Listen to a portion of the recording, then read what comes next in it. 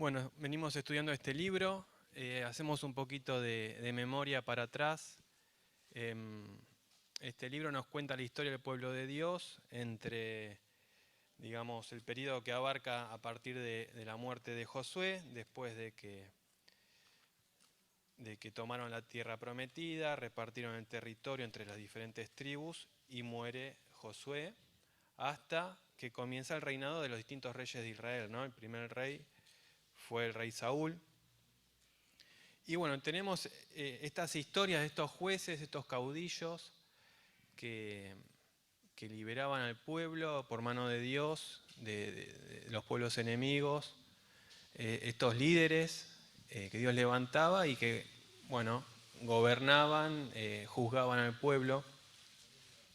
Y vemos esta dinámica en un tiempo de mucha oscuridad en Israel, donde pecaban y Dios levantaba a estos hombres y volvían a pecar, ¿no? Y es como que todo está resumido en uno de los últimos versículos del libro, ahí en el capítulo 21, 25, dice: en estos días no había rey en Israel, y cada cual hacía lo que bien le parecía, ¿no? Era como que todo esto estaba asignado por esto, cada uno hacía lo que bien le parecía. Veíamos los viernes anteriores la historia de Débora y Barak, esta mujer que era como una excepción, liderando al pueblo en esta función de jueza y profetiza también. Y bueno, y Dios liberó ahí al pueblo del asedio de este rey Javín y de este capitán Císara, ¿no? Bueno, y llegamos a este capítulo 6. Que bueno, sabemos que los números de los capítulos y los versículos y los títulos que tenemos arriba de cada libro no forman parte del texto inspirado por Dios, pero son de mucha ayuda, ¿no? En mi traducción, yo tengo la Valera 1960, dice llamamiento de Gedeón. Hoy tenemos nosotros por delante de este capítulo los primeros 24 versículos. Si yo le tuviese que poner un título a este pasaje, le pondría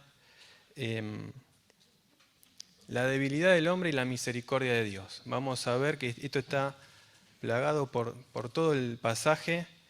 Vemos lo débil que es el hombre, lo débil que era el pueblo, y ahí nos vemos reflejados nosotros, seguramente. Y vemos la misericordia de nuestro Dios. Así que bueno, vamos a dar lectura a partir del verso 1, pidiendo, como orábamos recién, que el Señor nos guíe para poder sacar una bendición de considerar su palabra, ¿no es cierto? Así que bueno, comenzamos. En el verso 1 dice: los hijos de Israel hicieron lo malo ante los ojos de Jehová, y Jehová los entregó en manos de Madián por 7 años. Y la mano de Madián prevaleció contra Israel. Y los hijos de Israel, por causa de los madianitas, se hicieron cuevas en los montes y cavernas y lugares fortificados, pues sucedía que cuando Israel había sembrado, subían los madianitas y amalecitas y los hijos de Oriente contra ellos. Subían y los atacaban. Y acampando contra ellos, destruían los frutos de la tierra, hasta llegar a Gaza, y no dejaban que comer en Israel, ni ovejas, ni bueyes, ni asnos. Porque subían ellos y sus ganados, y venían con sus tiendas en grande multitud, como langostas. Ellos y sus camellos eran innumerables. Así venían a la tierra para devastarla.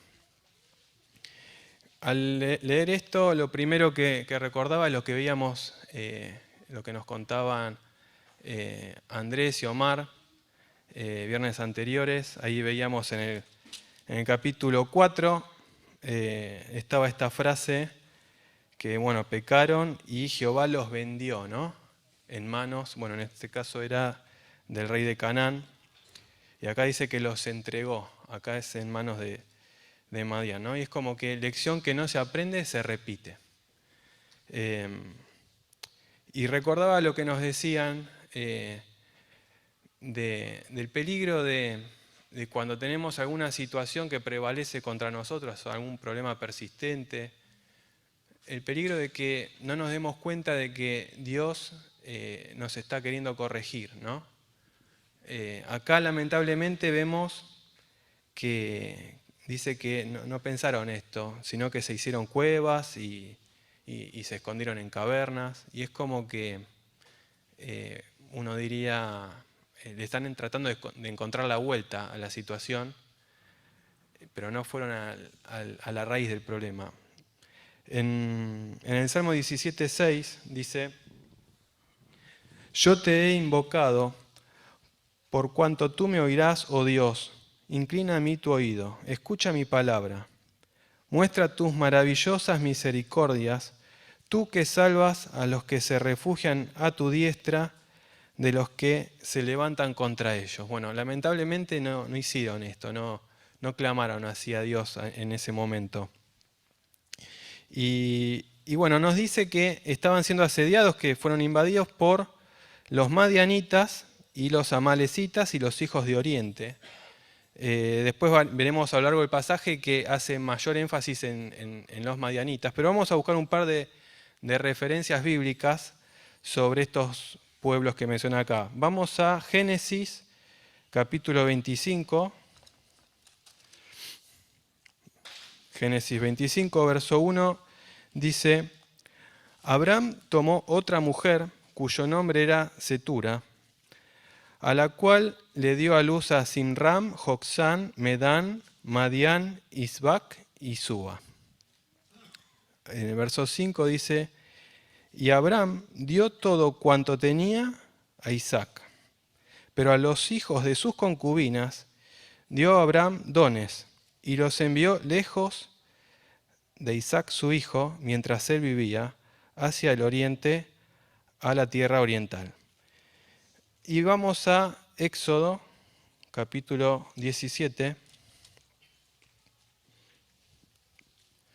Ahí en Éxodo estamos, bueno, el pueblo está ahí en el desierto y se les presentan los amalecitas y hacen guerra contra ellos. Y era la historia, recuerdan que Moisés se sube a un collado y tenía la vara de Dios en sus manos, y cuando levantaba la vara en sus brazos, bueno, Josué estaba ahí luchando y prevalecía Israel, y cuando bajaba los brazos prevalecían los amalecitas. Entonces tuvieron que sentarlo a Moisés y Aarón y Hur lo ayudaban, ¿no?, a sostener la vara. Bueno, y así fue como vencieron. Pero quería leer ahí en el 17, verso 13, dice: y Josué deshizo a Amalec y a su pueblo a filo de espada. Y Jehová dijo a Moisés: escribe esto para memoria en un libro, y di a Josué que raeré del todo la memoria de Amalec de debajo del cielo. Y Moisés edificó un altar y llamó su nombre Jehová Nisi, esto es, Jehová es mi estandarte. Y dijo: por cuanto la mano de Amalec se levantó contra el trono de Jehová, Jehová tendrá guerra con Amalec de generación en generación. Entonces, bueno, en el otro pasaje veíamos ahí que Abraham, luego de la muerte de Sara, había tenido él antes un hijo con Agar, que fue Ismael. Después vino con Sara Isaac, el hijo de la promesa. Después de que muere Sara, toma por concubina a esta mujer Cetura y tiene una serie de hijos, y ahí entre ellos está Madián. Pero nos dice, más adelante leíamos, que procuró Abraham separarlo. Dice que les dio dones a todos los hijos de las concubinas y los mandó lejos de Isaac, los mandó lejos del hijo de la promesa, los mandó lejos, en definitiva, del pueblo de Israel. Y vemos acá, en el caso de Amalec, el otro pueblo que vemos en el capítulo 6 de Jueces, que están invadiendo a Israel, vemos que el deseo de Dios era raerlos sobre la tierra, era eliminarlos, y dice que no Israel, sino que Dios mismo iba a hacer guerra contra ellos. Es decir, que Dios no tenía ninguna intención, no estaba en su corazón, no era su voluntad que ellos tuviesen este problema con estos dos pueblos. esto no estaba en la voluntad de Dios, ¿no? Y bueno, me traía a pensar en esto que venimos meditando. No sea qué cosa que cuando se nos presenta una situación que estemos fuera de la voluntad de Dios, que nos ocurra porque estamos fuera de la voluntad de Dios, ¿no? No siempre va a ser así. Si vamos al libro de Job, ahí la Biblia dice que él caminaba rectamente como ningún otro sobre la tierra, ¿no? No siempre va a ser así, pero puede ser y nosotros debemos considerarlo. Dice Deuteronomio, capítulo 28, verso 9, dice, te confirmará Jehová por pueblo santo suyo, como te lo ha jurado, cuando guardares los mandamientos de Jehová tu Dios, y anduvieres en sus caminos, y verán todos los pueblos de la tierra que el nombre de Jehová es invocado sobre ti, y te temerán. Los otros pueblos los iban a temer si estaban caminando en la ley de Dios. Proverbios 16:7 dice, cuando los caminos del hombre son agradables a Jehová, aún a sus enemigos hace estar en paz con él. Isaías 48:18, ahí es como que Dios se lamenta, como que dijera qué lástima. Dice, oh, si hubieras atendido a mis mandamientos, fuera entonces tu paz como un río y tu justicia como las ondas del mar. Gracias a Dios que la salvación no se pierde, ¿no? La salvación dice la Biblia que es de Jehová. No se puede perder algo que es de Dios.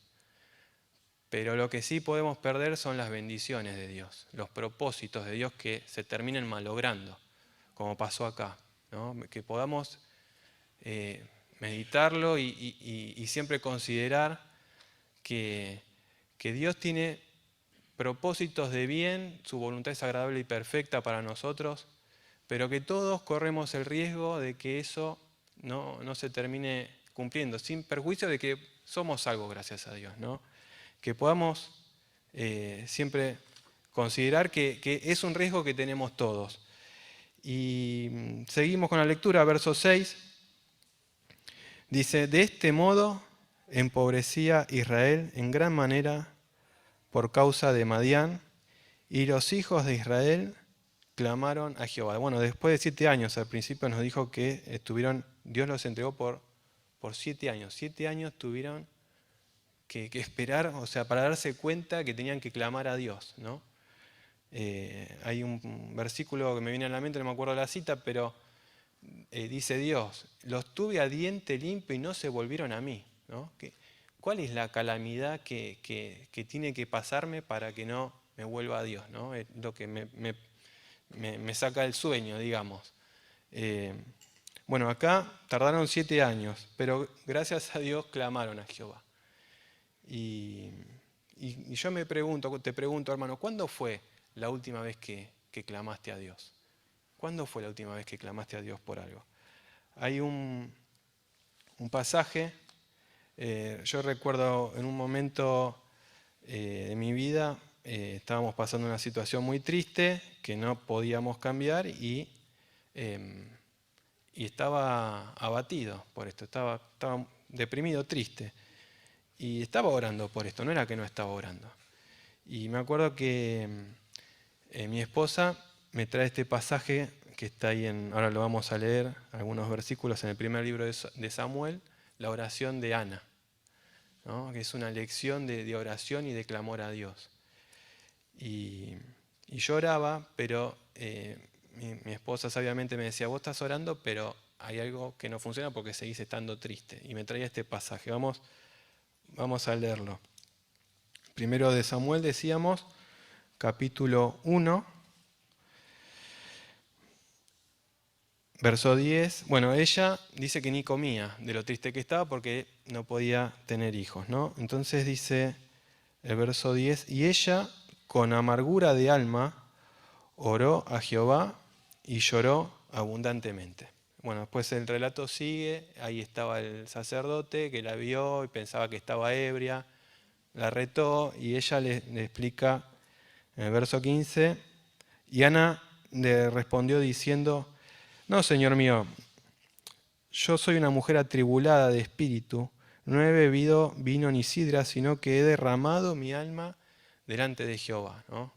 Esto es lo que tenemos que hacer, derramar el alma delante de Jehová. Y después dice en el 18, y ella le dijo, halle tu sierva gracia delante de tus ojos. Y se fue la mujer por su camino y comió y no estuvo más triste. Bueno, todavía Dios no le había dado el hijo, pero dice que no estuvo más triste. Eso es, acá tenemos una lección de lo que es clamar a Dios, de lo que es derramar el alma, ¿no? Tiene que haber un antes y un después. Tenemos que salir distintos de la presencia de Dios. Si no salimos distintos, no estuvimos en la presencia de Dios. Hay una frase que se le atribuye a Martín Lutero que dice algo así como, yo no oro para que Dios se entere de lo que me pasa, sino para enterarme yo mismo. Bueno, acá, si bien Dios todavía no le había dado lo que ella había pedido que después se lo terminó dando, Dios la cambió en su presencia. Seguimos con el texto, volvemos a Jueces. Verso 7, dice, y cuando los hijos de Israel clamaron a Jehová a causa de los madianitas, Jehová envió a los hijos de Israel un varón profeta, el cual les dijo, así ha dicho Jehová, Dios de Israel, yo os hice salir de Egipto y os saqué de la casa de servidumbre. Os libré de mano de los egipcios y de mano de todos los que los afligieron, a los cuales eché de delante de vosotros y os di su tierra. Y os dije, yo soy Jehová vuestro Dios, no temáis a los dioses de los amorreos, en cuya tierra habitáis, pero no habéis obedecido a mi voz. Y dice el verso 11, y vino el ángel de Jehová y se sentó debajo de la encina que está en Ofra, la cual era de Joás Abieserita, y su hijo Gedeón estaba sacudiendo el trigo en el lagar para esconderlo de los madianitas. Bueno, dice que después de que clamaron a Dios, Dios envió su palabra a través de un profeta. Y vemos acá en el verso 11 esta referencia a el ángel de Jehová. Que bueno, los estudiosos coinciden en que estamos frente a lo que se denomina una teofanía. Es decir, una aparición visible, audible, digamos, perceptible a los sentidos humanos de Dios. Esta palabra viene del griego, teo, Dios, fanía, quiere decir hacerse visible, ¿no? Y particularmente se trata de la segunda persona de la Trinidad, es decir, el Señor Jesús. Yo humildemente pienso lo mismo, hay varias referencias de este tipo en el Antiguo Testamento. Si recordamos ahí en el horno, en el libro de Daniel, cuando tiran al horno a los tres amigos de Daniel, cuando se asoma Nabucodonosor, mira adentro y los ve que ya estaban sueltos y ve una cuarta persona y dice que era semejante a los hijos de los dioses, ¿no? Bueno, hay varias referencias en este mismo libro. Más adelante, cuando veamos en algunos viernes la historia de Sansón, ahí en el capítulo 13 dice, cuando se encuentra otra vez, aparece el ángel de Jehová, se encuentra con Manoa, el padre de Sansón. Dice, entonces Manoa dijo al ángel de Jehová, ¿cuál es tu nombre para que cuando se cumpla tu palabra te honremos? Y el ángel de Jehová le respondió, ¿por qué preguntas mi nombre, el cual es admirable? Bueno, este nombre admirable es el mismo que se le da al Señor Jesús en Isaías 9:6. Y si vemos en este mismo capítulo, empieza una conversación entre el Señor y Gedeón. Y fíjense en el verso 14, cuando contesta, dice ahí, y mirándole Jehová le dijo, ¿no? Entonces es el mismo Jehová, es el mismo Señor Jesús. Y después más adelante, ya llegando al final de este pasaje, o en los versículos 22 y 23, Viendo entonces Gedeón que era el ángel de Jehová, dijo: Ah, Señor Jehová, que he visto al ángel de Jehová cara a cara. Y Jehová le dijo: pasa a ti, no tengas miedo, no morirás. Gedeón se dio cuenta que estaba frente a Dios y tenía miedo de morir directamente. Entonces empieza este diálogo, ¿no?, entre el Señor y Gedeón. Y es un diálogo que a mí particularmente me anima muchísimo porque me veo reflejado en muchas de las características de este hombre, de Gedeón. Así que vamos a leer ahora este diálogo a partir del verso 12. Dice: bueno, y el ángel de Jehová se le apareció y le dijo: Jehová está contigo, varón esforzado y valiente. Y Gedeón le respondió: Ah, Señor mío, si Jehová está con nosotros, ¿por qué nos ha sobrevenido todo esto? ¿Y dónde están todas sus maravillas que nuestros padres nos han contado diciendo: ¿no nos sacó Jehová de Egipto? Y ahora Jehová nos ha desamparado y nos ha entregado en mano de los madianitas. Y mirándole Jehová le dijo: Ve con esta tu fuerza y salvarás a Israel de la mano de los madianitas. ¿No te envío yo? Entonces le respondió: Ah, Señor mío, ¿con qué salvaré yo a Israel? He aquí que mi familia es pobre en Manasés y yo el menor de la casa de mi padre. Jehová le dijo: Ciertamente yo estaré contigo y derrotarás a los madianitas como a un solo hombre. Y él respondió: Yo te ruego que si he hallado gracia delante de ti, me des señal de que tú has hablado conmigo. Te ruego que no te vayas de aquí hasta que vuelva a ti y saque mi ofrenda y la ponga delante de ti. Y él le respondió: Yo esperaré hasta que vuelvas. Entrando Gedeón, preparó un cabrito y panes sin levadura de un efa de harina, y puso la carne en un canastillo y el caldo en una olla, y sacándolo se lo presentó debajo de aquella encina. Entonces el ángel de Dios le dijo: Toma la carne y los panes sin levadura y ponlos sobre esta peña y vierte el caldo. Y él lo hizo así. Y extendiendo el ángel de Jehová el báculo que tenía en su mano, tocó con la punta la carne y los panes sin levadura, y subió fuego de la peña, el cual consumió la carne y los panes sin levadura. Y el ángel de Jehová desapareció de su vista. Entonces, viendo Gedeón que era el ángel de Jehová, dijo: Ah, Señor Jehová, que he visto al ángel de Jehová cara a cara. Pero Jehová le dijo: Pasa a ti, no tengas temor, no morirás. Y edificó allí Gedeón altar a Jehová y lo llamó Jehová Salom, el cual permanece hoy en Ofra hasta en Ofra de los Abiesritas. Me fui a ver la referencia de Jehová Salom, dice Jehová es paz. Entonces vemos este diálogo entre el Señor y Gedeón. Y les decía que a mí me llena de ánimo porque después vamos a ver todo lo que Dios tenía preparado para él. Iba a hacer Dios maravillas a través de este hombre, pero vemos que por lo menos encontré 4 características en su forma de ser, en su personalidad, en su situación espiritual, digamos. No tenía discernimiento espiritual, Gedeón. No tenía recursos, Gedeón. Tenía una fe muy débil, muy incipiente. Y era un hombre con mucho miedo. Muchas de las cosas que me veo reflejado yo, por lo menos. Vemos en el verso 13, después de que Dios ya mandó al profeta y ya dio su palabra, ¿no?, cosas que también estaban escritas de antes. Antes leíamos Deuteronomio, estaba todo escrito lo que estaba pasando. Estaba todo escrito como lo tenemos todo escrito nosotros hoy.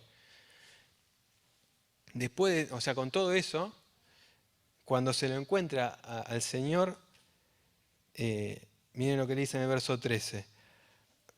Ah, Señor, Señor mío, si Jehová está con nosotros, ¿por qué nos ha sobrevenido todo esto? ¿Y dónde están todas tus maravillas que nuestros padres nos han contado, diciendo, ¿no nos sacó Jehová de Egipto? Y ahora Jehová nos ha desamparado y nos ha entregado en manos de los madianitas. Como que le estaba echando la culpa a Dios, ¿no? Cuando la culpa era de ellos. Entonces lo vemos con casi nada de discernimiento espiritual. Decimos que no tenía recursos. Verso 15 dice, ah, Señor mío, ¿con qué salvaré yo a Israel? He aquí que mi familia es pobre y yo soy el menor de la casa de mi padre. No tenía nada, digamos, ningún elemento, ningún recurso. Tenía una fe muy débil. Vemos ahí en el 17 que le pide que le dé señal de que habló con él, ¿no? Entonces después, bueno, hace esta ofrenda y hasta que se consumió. Y después, no solo esto, vamos a ver próximos viernes que le pide a Dios señal 2 veces de que lo estaba mandando él a la guerra, ¿no? Entonces ahí hace eso de poner el vellón de lana, que caiga el rocío, que quede seco y al otro día al revés. Bueno, lo vamos a ver después. Pero lo que vemos es una persona con muy poca fe, ¿no? Y por otro lado vemos la misericordia y la paciencia del Señor. Y cómo lo anima. En el verso 14, ve con esta tu fuerza y salvarás a Israel de mano de los madianitas. ¿No te envío yo? En el 16 le dijo, ciertamente yo estaré contigo, ¿no? Me anima muchísimo ver esto, que a pesar de nuestras debilidades, Dios nos anima. Dios lo estaba animando y le asegura, derrotarás a los madianitas como a un solo hombre. Después cuando hasta le tiene paciencia, cuando le dice, bueno, voy a preparar la ofrenda, ¿me esperás? Sí, el Señor dice, sí, te voy a esperar. ¿No? La paciencia del Señor es inagotable. Y lo que pensaba es que, bueno, vamos a ver después que Dios tenía muchísimos propósitos maravillosos para Gedeón, como los tiene para nosotros también. Muchas veces pensamos cuando hablamos de los propósitos de Dios, que son grandes, que son maravillosos, pensamos en estos hombres, estas mujeres que están predicando en Pakistán. Ahora pronto viene Carlos de la Llave, ¿no? Que siempre nos cuenta estos hermanos en Pakistán. Y es hermoso, es maravilloso. Ojalá que entre nosotros haya hermanos, hermanas que un día podamos verlos hacer ese tipo de cosas, ¿no? Y es maravilloso, pero hay otras cosas que también son hermosas. Quizás Dios, el plan de Dios para uno es cuidar a algún querido de él enfermo y cuidarlo en el lecho de enfermedad. Y eso también es hermoso y también es la voluntad de Dios. El tema es que estemos en ese camino, en ese lugar, en ese momento, ¿no? Que si estamos errando y aparece una situación, que no esperemos 7 años como esperaron ellos para volver, que podamos volver rápido, que seamos quebrantados por la palabra de Dios, que no haga falta que Dios nos mande una calamidad así. Acá dice que no tenían para comer. Antes decíamos, los hice estar a diente limpio y no se volvieron a mí. Dios tiene estos planes para nosotros.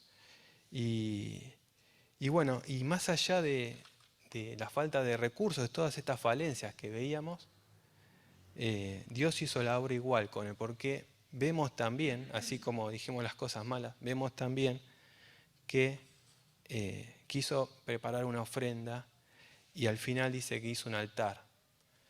Y todo lo que el Señor le iba diciendo y lo que vamos a ver en los próximos viernes, también lo hizo. Con miedo lo hizo, pero lo hizo.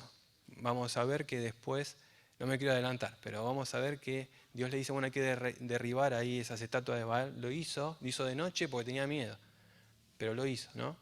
Vemos la debilidad, pero vemos cómo Dios también honró esa obediencia.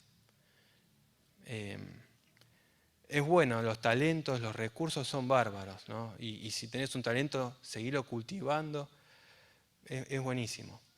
Pero eso puede faltar. Lo que no puede faltar es la obediencia, la fidelidad y la adoración, que es lo que tenía este hombre. No tenía nada de lo demás, pero tenía esto. Y eso es lo que, eso sí que no puede faltar. Así que era esto, hermano, lo que quería compartirles y que podamos tener siempre presente estas cosas, ¿no? La advertencia de cuando hay alguna situación complicada que prevalece contra nosotros, poder analizarnos, no sea cosa que estemos errando al blanco. Si nos damos cuenta que es así, clamemos. Veamos el ejemplo de esta mujer, de Ana, cómo derramó su corazón y Dios le cambió el corazón, más allá de que todavía no había cambiado su situación.